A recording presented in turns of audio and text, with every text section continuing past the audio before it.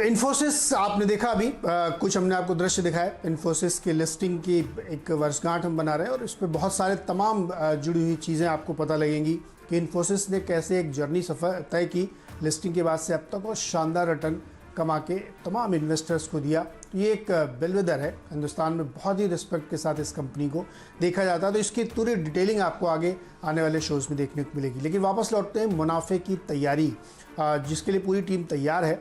Queues बहुत शानदार दिख रहे हैं। ग्लोबल मार्केट से अमेरिकी बाजार पूरी तरीके से पलट गए। लिक्विडिटी के दम पे एक बड़ी रैली बनती हुई दिखी और वहाँ पे काफ़ी सारे डेवलपमेंट हुए जो पॉजिटिव साइड्स में जाते हैं। लेकिन कल भारत में 3000 करोड़ की FIIs ने बिकवाली भी करी है। तो कैसे इसको समझें और कैसे आपकी स्ट्रैटेजी बने, इसी पे बातचीत के लिए चलते हैं अपनी टीम के पास। हर्षदा, बताइए माहौल मूड कैसा है आज? नीरज, आप कह सकते हैं कि आज सूरज चमकने वाला है। मॉनसून के मूड में तेजी वाले ट्रेड्स पर जिस तरह का पुल बैक ग्लोबल मार्केट्स दिखा रहे हैं, वही इनफैक्ट आज का ओपनिंग ट्रेड सेट करता हुआ दिखाई देगा। और ढेर सारे स्टॉक्स हैं जहां पर अच्छी खबरें भी हैं जिस पर आज फोकस करना है, भले ही FIIs की ओर से थोड़ी सी मुनाफा वसूली आई हो। तो चलिए शुरुआत करते हैं आज के दिन की हेडलाइंस के साथ।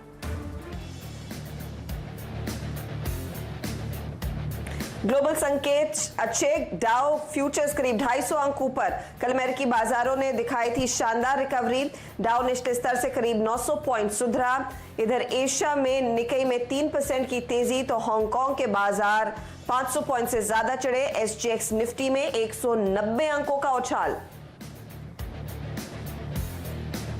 टाटा मोटर्स में चौथी तिमाही में करीब 9,900 करोड़ रुपए का हुआ कंसोलिडेटेड घाटा। कोरोना की वजह से JLR बिक्री पर बड़ा असर, JLR को 50 करोड़ पाउंड का नुकसान।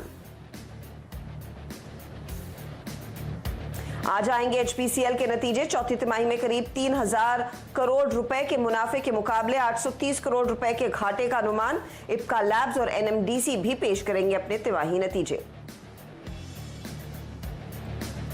रेफ्रिजरेटर और एयर कंडीशनर में इस्तेमाल होने वाले पॉलीस्टाइरीन के इंपोर्ट पर एंटी डंपिंग ड्यूटी लगा सकती है सरकार। ईरान, मलेशिया, सिंगापुर, UAE और अमेरिका जैसे देशों से होता है पॉलीस्टाइरीन प्लास्टिक का आयात। सुप्रीम पेट्रो ने की थी डंपिंग की शिकायत।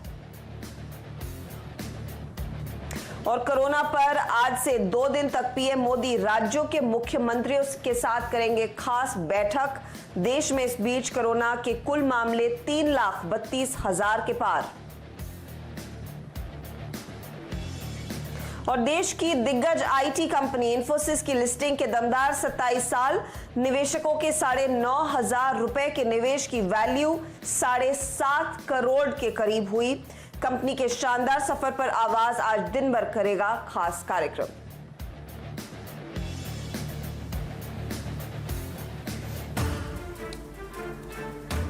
ये थी अब तक की सुर्खियां, लेकिन दमदार एक्सपर्ट्स आज फिर से होंगे हमारे साथ और बताएंगे कहां पर है कमाई के बेहतरीन मौके। 8 बजे से 10:30 बजे तक का लाइनअप आपको बता देता हूं। सेठी फिनमार्ट के MD विकास सेठी हमारे साथ कुछ ही देर में जुड़ जाएंगे, बताएंगे शेयर बाजार में उनका फंडामेंटल नजरिया कौन से स्टॉक्स पर मजबूत है। साथ ही LFS ब्रोकिंग के राजेश सतपुते होंगे हमारे साथ और मोतीलाल ओसवाल फाइनेंशियल सर्विसेज के वाइस प्रेसिडेंट चंदन तापड़िया भी हमारे साथ होने वाले हैं। क्वांटेप एडवाइजर्स के रिसर्च हेड शुभम अग्रवाल के साथ साथ कोटक सिक्योरिटीज के श्रीकांत चौहान भी आज आपका साथ CNBC आवाज पर देंगे। ये सारे मेहमान आपको मिलकर बताएंगे कि कौन से स्टॉक्स हैं जिन पर आपकी नजर होनी चाहिए, इंट्राडे के लिहाज से भी, पोजिशनल ट्रेड्स के लिहाज से भी।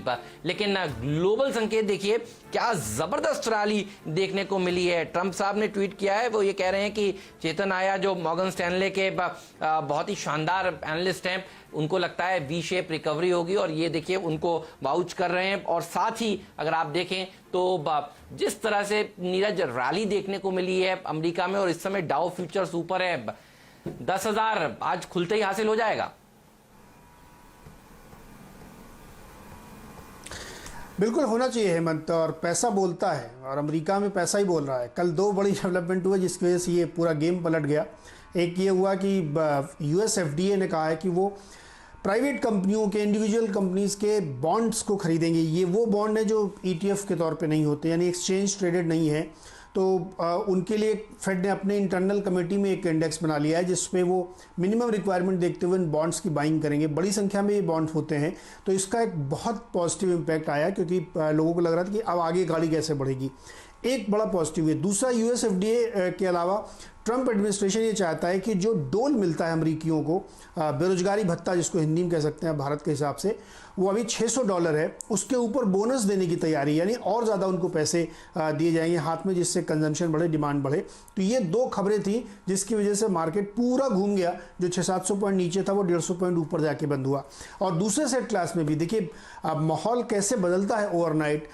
जब ये सब खबरें चल रही थी तो क्रूड भी $35 तक आ गया, लेकिन जैसे ही ये खबर आई कि लोगों के हाथ में पैसे आने वाले हैं, बॉन्ड बाइंग होगी, तो क्रूड फिर से $39 पहुंच गया और लॉजिक ये दिया गया कि डिमांड पुश होगी। तो ये दो बड़ी खबरें थी जिसकी वजह से अमेरिकी बाजारों में एक जोरदार तेजी देखने को मिली। तो जो लिक्विडिटी का दम है वो दिख रहा है साफ तौर पे, और इसी वजह से आप देखिए एशियन मार्केट में भी वैसी ही मजबूती देखने को मिल रही है। तो इसलिए कह सकते हैं आप कि आज का दिन तेजी वाला होगा। अच्छी खासी तेजी, और इस पर एक पर्सपेक्टिव भी ले लेते हैं कि ग्लोबल इन्वेस्टर्स इस मार्केट को कैसे पढ़ रहे हैं। सिंगापुर से हमारे साथ जुड़ रहे हैं आईडीसी फाइनेंशियल इंसाइट्स के managing director Cyrus Daruwalla. Cyrus, स्वागत है आपका सीएमबीसी आवाज पर।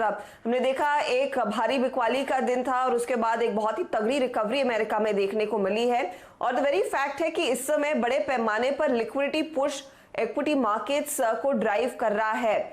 इस लिक्विडिटी पुश को कैसे अप्रोच करना चाहिए? क्या आपको लग रहा है कि यहाँ पर हर मौका मिले तो तेजी की पोजीशन रखिए, लॉन्ग टर्म निवेश के लिए अच्छे अपॉर्चुनिटीज दे रहे हैं मार्केट्स जब भी डिप्स देखने को मिलते हैं?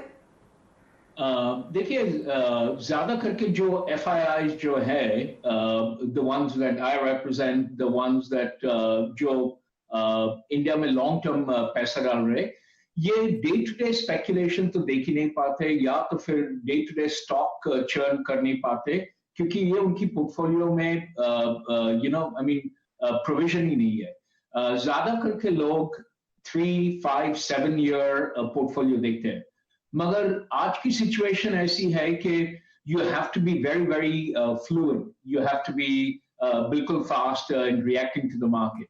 तो हमने हमारी री-स्ट्रैटेजी ऐसी की है कि इंडिया में under evaluated stocks in pharmaceuticals, in health care, in information and communication and technology, in digital banking, in insurance, agriculture and manufacturing, ऐसे 7 हमने सेक्टर्स निकाले हैं जहां पे ऑलमोस्ट 6,500 करोड़ की इन्वेस्टमेंट लाइंड अप है।